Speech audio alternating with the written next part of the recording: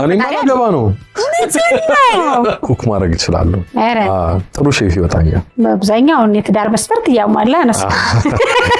ሽማግሌ የምትልከውን እየጠበቅኩኝ ነው እንጂ አልልክም መቼስ ለምን ሲባል ለሁላ ኳሊቲ ይዤ እንዴት ሽማግሌ ይልካል ተፈጥፈጡ ነው የምለው